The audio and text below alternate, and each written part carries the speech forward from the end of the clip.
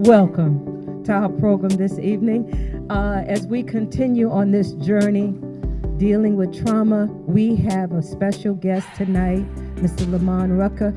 I'm reporting back at my standard interval. To some degree, I'll say this time, unfortunately, also in response to, recent storms and events that have once again impacted this city, this community, this region.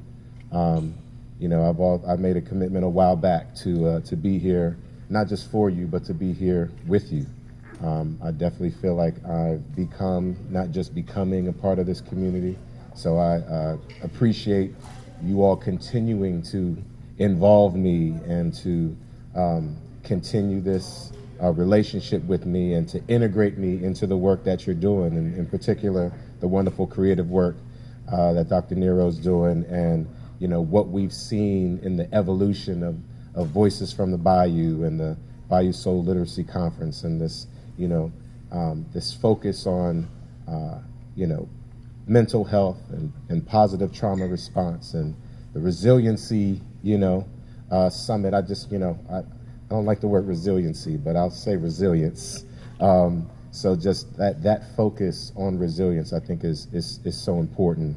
And with regard to so many things, there's no way I'd be able to stand here today without my testimony about resilience.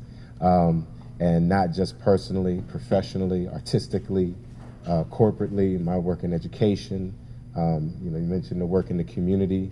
So I'm proud to say I have other relationships like this one, not just with places, but more importantly with people, with other institutions. And there's a variety of reasons why and how some of those relationships have happened, but they've all been, this just really interesting, organic kind of thing that just seemed to just have happened. If somebody were to say, so when did you start going out there? I'm like, I don't know.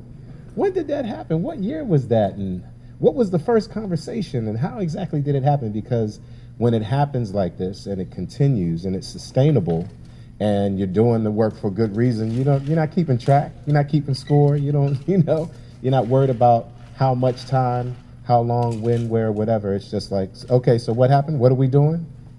What do we need to work out? Let's find a way to work it out. Let's get on the ground. Let's get the work done.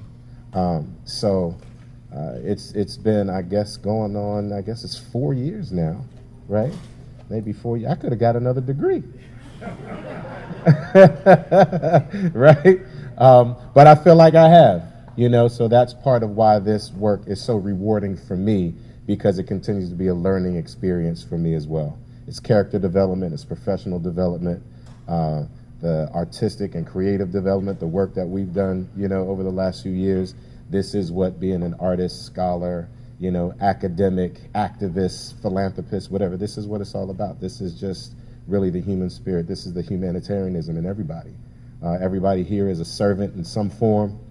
Everybody here is a leader in some form, a healer in some form, So whether you work within the university or whatever your positions are in your families and your communities, or whoever you work for, whoever may employ you, that's different. What you do and who you are often two very different things. So it's very pleasing to be back here with my fellow healers and leaders and people who are doing the work to feed into one another in such a powerful way.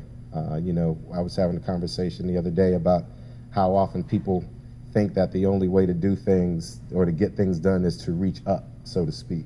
And what I feel is very, very encouraging about this community is how much you all reach out, how much it's peers elevating each other. It's the public sector, the private sector, private institutions. It's, it's politics. It's, whatever. It's a very, in my opinion, there's a synergy and it's community. It's really the definition of community. So I think sometimes the most active part of you all's institution, the name is Community College, is that this is Baton Rouge Community College. And you really are and have been, I think, the example of what community really means. So thank you for continuing to have me and allow me in and as a part of your community. And proud to always be back here serving with you and look forward to our next opportunity to do more of this and, you know, more of what tonight has in store and again tomorrow. So, you know, thank you for allowing me to be another voice from the Bayou.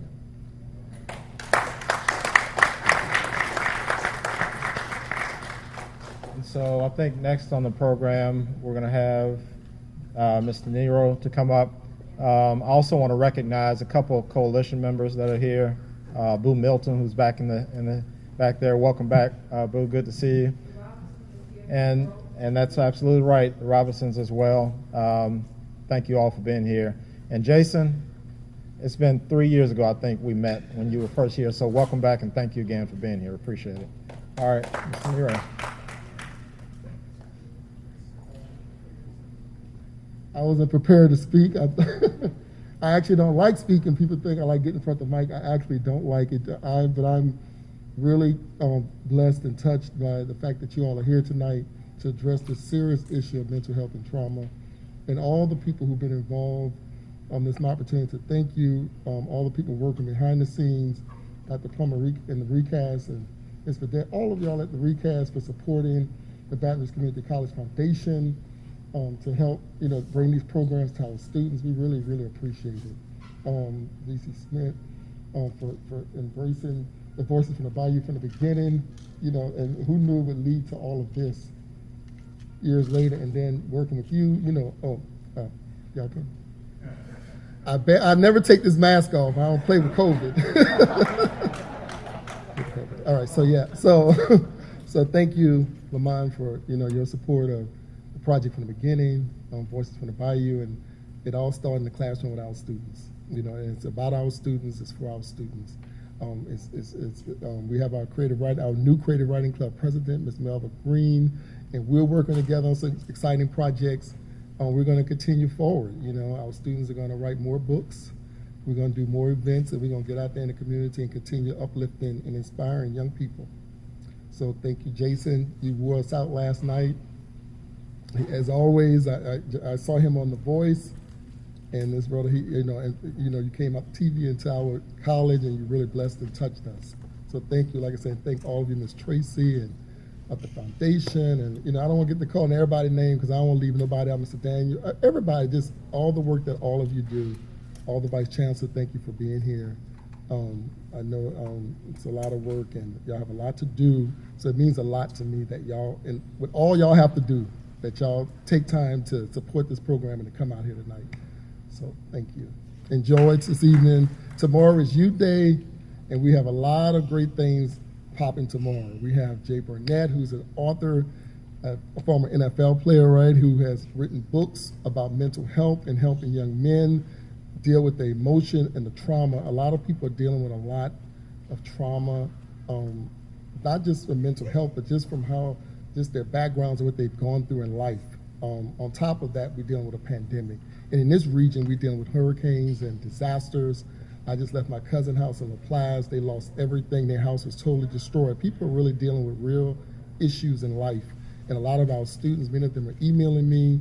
They're going through a lot. So this conference, and tomorrow there are going to be seminars and people talking about how to move past that trauma and how to deal with it. So I'm really excited about tomorrow. Events, so make sure you register and let people know if you have young people in your family or young kids, just get the word out, let them know tomorrow. We have pizza at 12, and at 12:30 we have speakers talking about trauma. All right, enjoy it. Thank you.